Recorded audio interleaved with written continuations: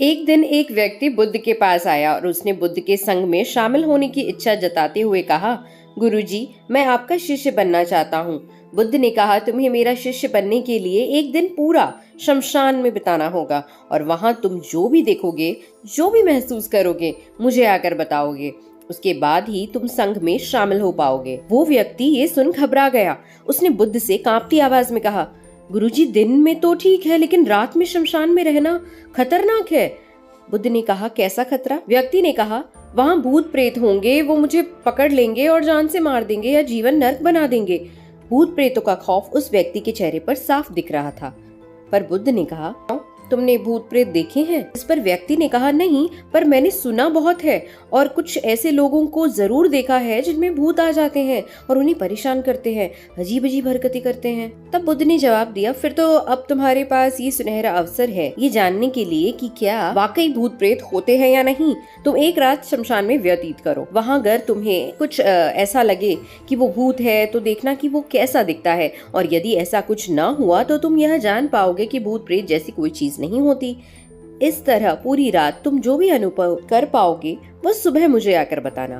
बुद्ध की बातों से उस व्यक्ति को जिज्ञासा हो जाती है और वो कहता है, ठीक है गुरुजी, मैं एक पूरा दिन और रात शमशान में गुजारूंगा। ठीक है, अभी तुम स्नान कर लो और आश्रम में जाकर भोजन करके आराम करो। कल सूर्य की पहली किरण के साथ ही शमशान पहुंच जाना।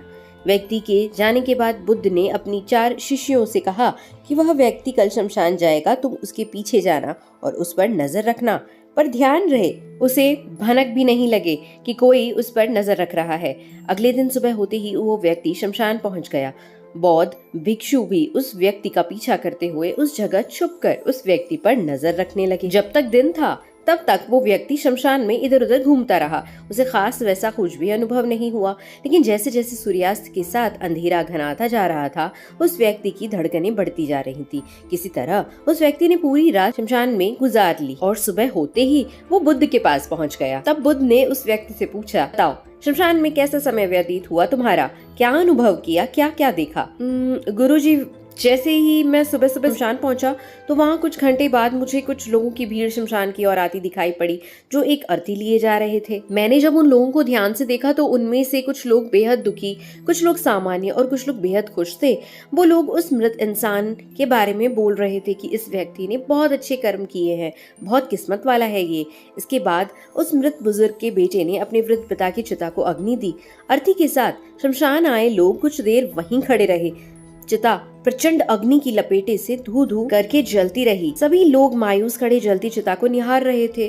जैसे जैसे चिता की अग्नि मंद पड़ने लगी वहाँ मौजूद लोग भी वहाँ से जाने लगे। थोड़ी देर बाद वहाँ 2 और अर्थी आई, जिसमें एक अर्थी किसी अमीर व्यक्ति की थी जो तरह तरह के फूलों से बहुत सजी धजी थी। उस अर्थी के आसपास बहुत लोग भी थे और दूसरी अर्थी एक गरीब व्यक्ति की थी जो बेहद साधारण सी थी और उसके आसपास गिने चुने ही लोग थे। अमीर व्यक्ति की चिता चंदन की लकड़ी पर जलाई गई, जबकि गरीब व्यक्ति की चिता साधारण लकड़ियों पर जलाई गई। पहले अमीर व्यक्ति की चिता को जलाया गया क्योंकि वो अमीर था, उसके बाद गरीब व्यक्ति। दोनों व्यक्तियों की चिताएं जब जल गई तो सभी लोग शमशान से चले गए, लेकिन मैं वहीं खड़ा चिताओं को देखता रहा। अब बुद्ध ने सवाल किया, तुमने उनकी चिताओं को देखकर क्या समझा, क्या अनुभव किया? तब व्यक्ति ने उत्तर दिया, गुरुजी, दोनों ही चिताएं समान थीं। दोनों के ही शरीर उन चिताओं में समान तरीके से ही जले। उसके बाद जब सब कुछ जलकर राख में बदल गया तो वो राख भी एक समान ही थी। गुरुजी, उसके बाद वहाँ पर एक औरत की अर्थी आई। उस औरत का पति बहुत दुखी था, फूट फूट कर रो रहा था। अर्थी के साथ शमशान में आए बाकी लोग भी बहुत दुखी थे। वो सभी उसके पति को सांत्वना दे रहे थे। हे बुद्ध गुरु, मैंने उसमें देखा कि बहुत से लोग काफी ज्ञानी थे, वो ज्ञान की बातें कर रहे थे। मैंने ध्यान से उनकी बातों को सुना तो वह बोल रहे थे कि अर्थी की सवारी करते हुए मृत होकर एक दिन तो सबको यहाँ आना ही है।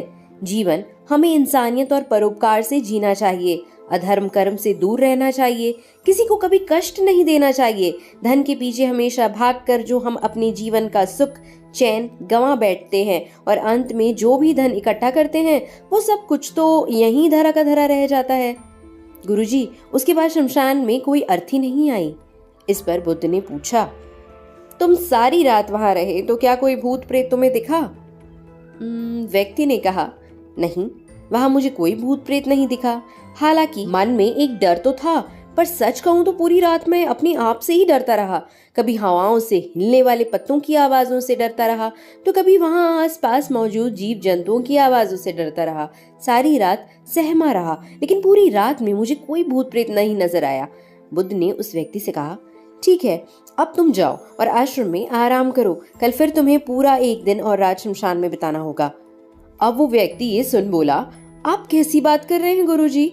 आपके कहने पर आज पूरा दिन और पूरी रात में शमशान में पड़ा रहा। वो समय मैंने कैसे काटा मैं ही जानता हूँ। मैं दोबारा नहीं जाऊंगा।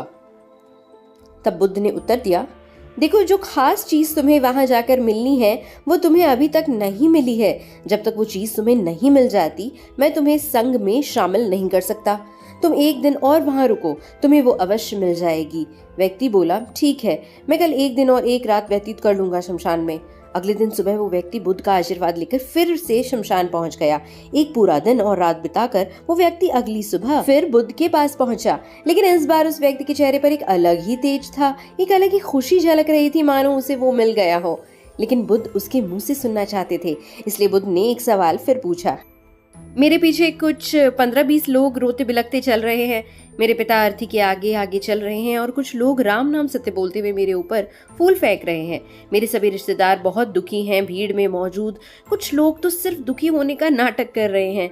कुछ लोग मेरे पिता को सांत्वना दे रहे हैं। तभी कुछ देर बाद मेरी अर्थी को जमीन पर रख दिया गया और मेरे शरीर को उठाकर चिता पर लिटा दिया गया। मैं ये सब दृश्य अर्थी पर लेटे हुए देख रहा था। मैंने उस अर्थी से उठना चाहा पर उठ नहीं सका। कि क्या तुम्हें वो चीज मिली? तब उसने कहा, हाँ गुरुजी, मुझे वो मिल गई। तुम्हें वहाँ क्या मिला? गुरुजी, मैंने जीवन का अर्थ समझ लिया है। मैंने वहाँ देखा कि कुछ लोग शाम को मुझे अर्थी पर लेकर आ रहे हैं। मुझे 4 लोगों ने अपने कंधे पर उठा रखा है। मैं सांस लेना चाहता था पर सांस नहीं ले पा रहा था। मैं पूरी तरह से असमर्थ और विकलांग की तरह था, क्योंकि मेरे अंदर सांस नहीं थी। मैं अपने पिता को गले लगाना चाहता था, लेकिन मैं उठ नहीं सकता था। मैं भाई को गले लगाकर ये कहना चाहता था कि तुम अपना और माता पिता का ध्यान रखना।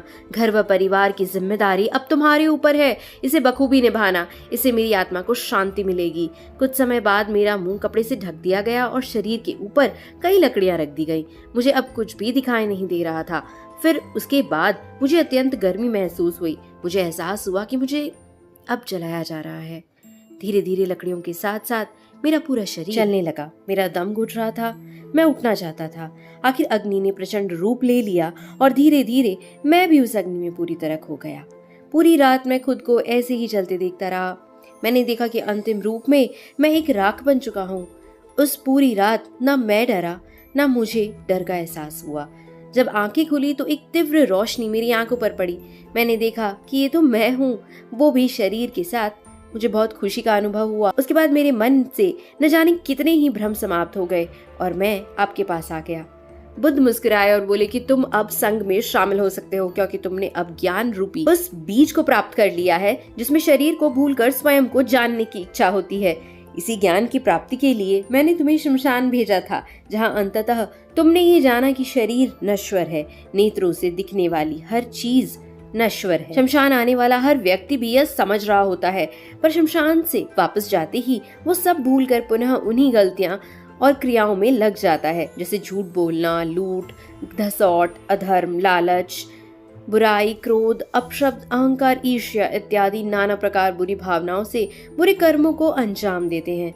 किंतु अब तुम्हारे अंदर ज्ञान का वो बीज अंकुरित हो चुका है जिसमें हम जीवन को तब तक नहीं समझ सकते जब तक मृत्यु को निकट से देखा व समझा न जाए। अच्छे स्वास्थ्य की कीमत वही समझ सकता है जो अत्यंत बीमार हो या जो बहुत लंबे समय से बुरी स्वास्थ्य से जूझ रहा हो। ठीक उसी तरह जीवन का महत्व वही समझ सकता है जो मृत्यु से रूबरू हुआ हो या जो मृत्यु को समझ चुका है, एहसास कर चुका है। अब तुम्हें इसी बीज को लक्ष्य बनाकर ध्यान की मदद से स्वयं को और ज्यादा जानना है और ज्ञान की उस सीमा पर पहुंचना है जिसे जानने के बाद कुछ भी शेष नहीं रह जाता। कोई इच्छा, कोई लालसा शेष नहीं रह जाती। मन हर विचारों से मुक्त हो जाता है, सब शून्य में समाहित हो जाता है। मन में जिज्ञासा का कौतूहल शांत होकर ज्ञान रूपी शांति में बदल जाता है। यहीं से परम शांति, सुख, सुकून का आनंद एवं अनुभव प्राप्त होना आरंभ हो जाता है। तो दोस्तों, आज आपने इस जीवन का सत्य इस कहानी से जाना। लिखकर कमेंट कर जरूर बताएं कि आपको ये शिक्षाप्रद कहानी कैसी लगी। और ऐसी ही और ढेरों कहानियों के लिए सब्सक्राइब करिए, लाइक, शेयर और कमेंट करिए। Thank you for listening.